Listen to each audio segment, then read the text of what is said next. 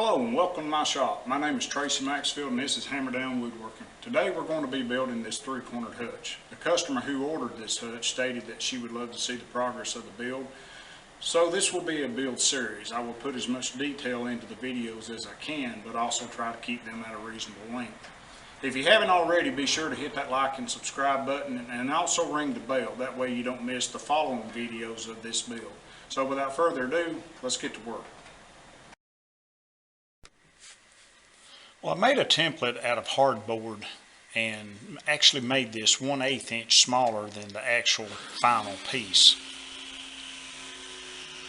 And once I had that made, I just put it on the workpiece and started cutting it out. I actually went back and remarked this on some blue tape to prevent marks from the saw on the actual wood.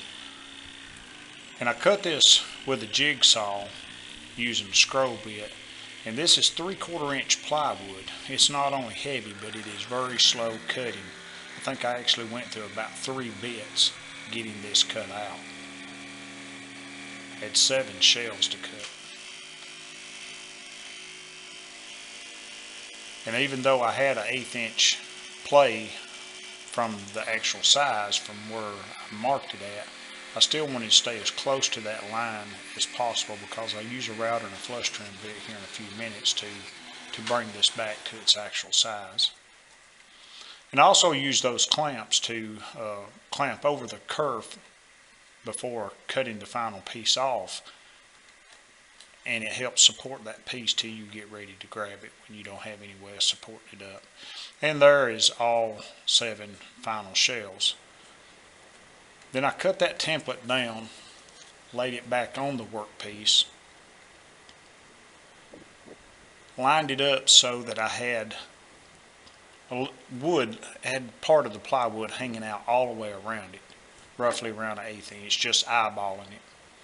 Then I clamped that down and just went through and I marked each corner all the way around it. Don't have to mark all the way around it, just mark each corner. Then I laid a straight edge on the front of that and brought those lines all the way to the end and then carried it over.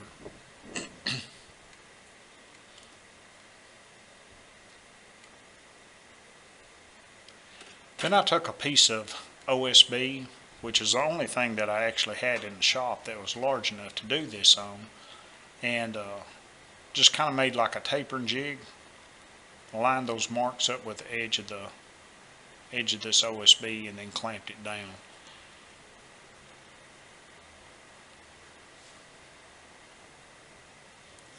And you can see there how those lines are lined up with the edge of that. And then I took some cleats and pre-drilled and screwed those down, just kind of making a cradle for that piece to set in, then run that across the table saw, cutting off the unwanted portion. And then I referenced that side against the fence and cut the back end of it, or the back corner of it, parallel with that. Then I used some blue painter's tape and stuck that to the workpiece. And I jointed the edge of this board here that's going to be kind of my guide, and used double-sided carpet tape to hold it down. I use a flush trim bit and my router and just let that router guide along that piece of wood and cut the excess off. And that peels right back off real easy. And that had it up the front and the back and both sides, and these ends I just brought them back to their mark on the belt sander. And there's all 7 pieces identical in size.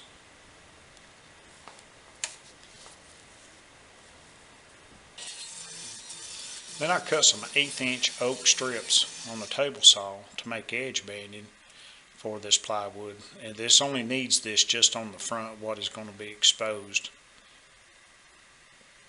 And I also use Type Bond 3 on this. It gives you a little bit more setup time. And I use blue painter's tape to clamp this down.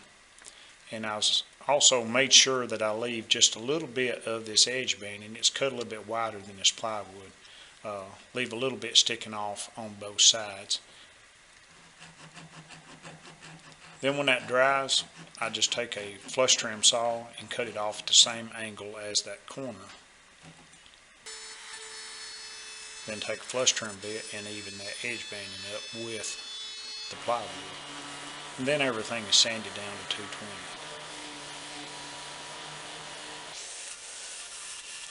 Now it's time to cut those back walls, what these shelves are going to actually set in.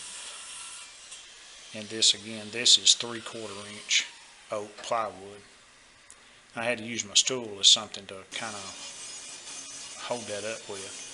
And on a table saw, you can't get a 22.5 degrees. It was making a 45-degree angle, so I cut a bevel on the back of this at 67.5, which away from 90 is 22.5 degrees. Now I'm lining up to start making the dados in this, and I cut each one of these with a knife.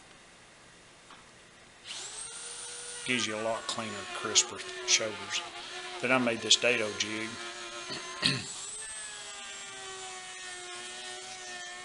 And I was using a 1/2 inch bit, and these dados are almost, they're just under 3/4 inch, so I had to make 2 passes on each one.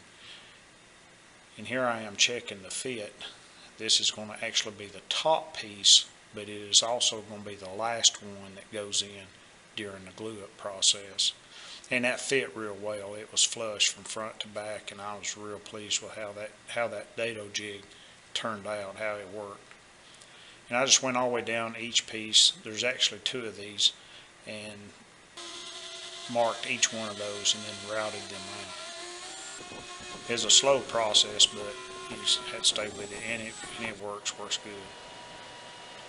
And that's actually 2 pieces almost done. I still got a few more dados to cut.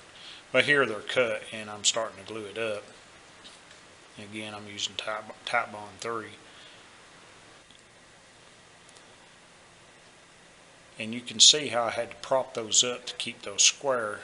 And once those were dry, I just rolled that one. I had to solicit help from my wife to move that over. But just roll that in. Then I clamped cawls to each shelf. You don't see them here, but eventually there was clamps on each shelf, and then another clamp pulling that down into that dado real tight. I think I almost used every clamp that I had during this process.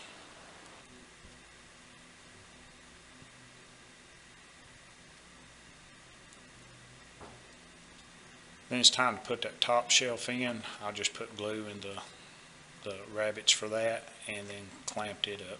This was actually the easiest part of this process.